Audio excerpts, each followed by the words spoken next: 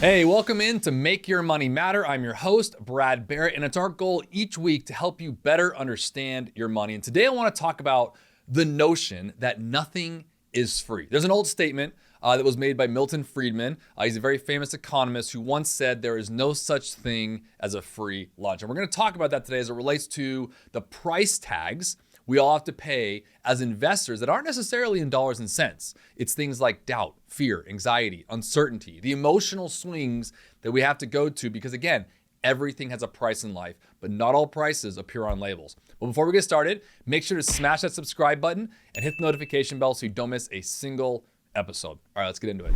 So as I said before, I'm a big believer in psychology because what I've seen play out as an advisor for nearly 2 decades now is the emotional and rational war that goes on all the time. Now, I referenced this a couple times, but I went back and reread something over the weekend. It comes from a book. I've talked about it often here on the show, and the book is called The Psychology of Money by Morgan Housel. It's basically designed to discuss timeless lessons on wealth, on greed, on happiness, and really the intersection between our joy of life as a human, as a rational, logical human, as well as emotional beings. And there's a chapter that really stuck out to me this time as I was rereading it, and it comes from conversations I've actually been having with my own clients. Now, if you look at just the S&P 500 as an index, which by the way, is just that, it's just one index. It's the largest 500 domestic companies in the United States. So it doesn't account for international or smaller companies or middle-sized companies or real estate or commodities. It's just 500 equity companies,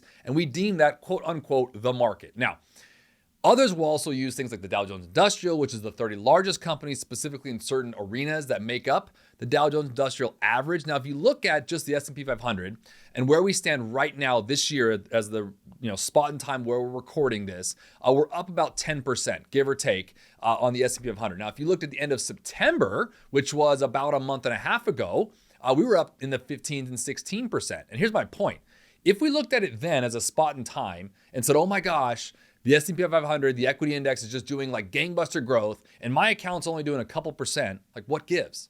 Something's got to be wrong, or the manager is just poor or something like that. But the reality is, and I share this all the time, diversification matters, especially when things are overbought. And I want to share this very clear. Remember, there's 500 companies in the S&P 500, but there's 11 of them, 11 that are pushing the index up. Now, we here at One Capital Management actually own 6 or 7 of those.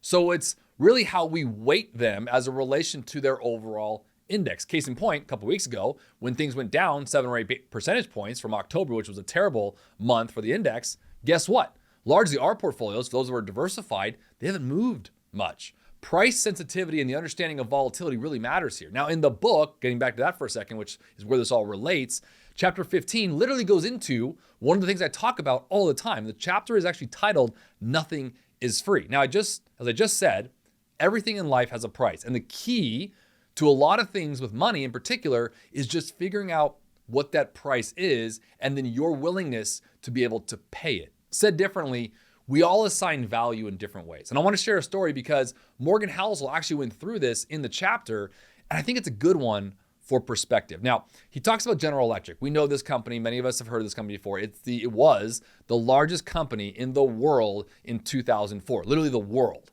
okay? It was worth $1/3 trillion.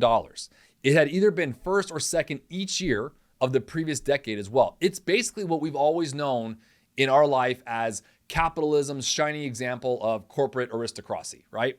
Now, flash forward, everything fell to pieces. A lot of us know this story, you might have seen it, but in 2008, during the financial crisis, it sent GE's financing division in particular into absolute chaos. It was eventually sold for scraps. If you go through the history of it, it resulted in billions in write-offs, and the stock of GE fell from around $40 in 2007 to about $7 by 2018. Now, here's what I want to bring up here. All the blame essentially at that time, and really since then, has been placed on the CEO, a man named Jeff Immelt, who ran the company since 2001. I mean, if you look back and you can reread this, and I did some of my own research as well, he was criticized for his leadership, for his acquisitions, for cutting the dividend, for laying off workers, and then obviously the plunging stock price.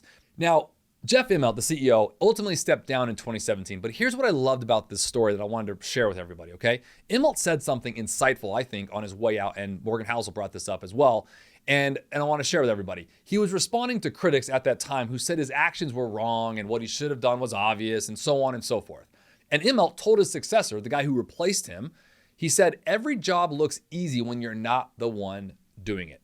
Because here's the thing, friends, the challenges faced by someone in the arena are often invisible to those in the crowd. Dealing with conflicting demands, things like short-term investors, regulators, unions, and all the stuff they need to deal with is not only hard to do, but it's even harder to recognize the severity of the problems until you're the one actually dealing with them.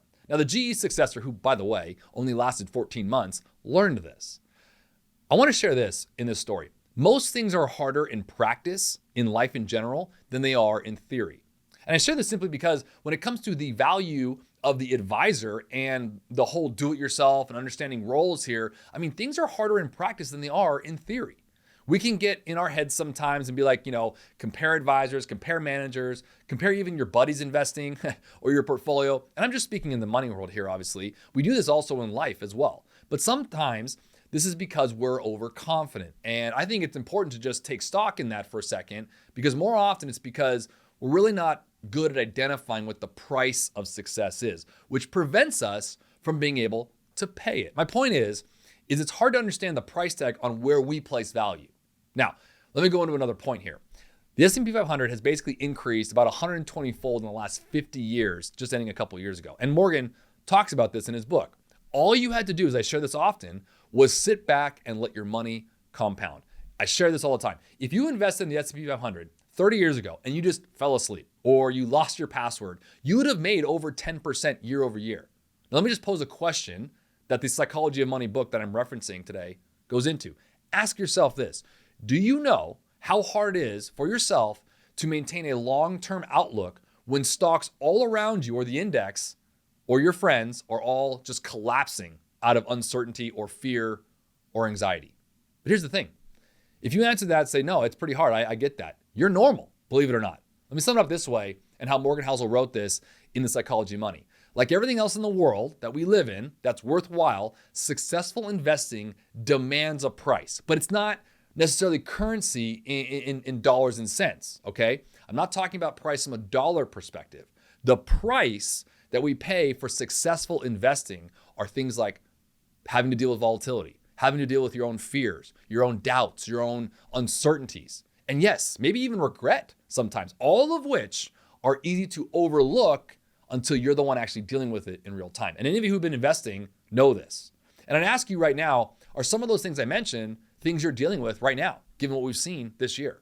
I mean, I think the inability for us all to recognize that investing has a price can really tempt us to try to get something for nothing, which basically, I mean, think about it. It's like shoplifting, which again, he brings up in this book, in this chapter. Let's say you want a new car as an example, okay? But the car costs you $30,000 and you have three options, right?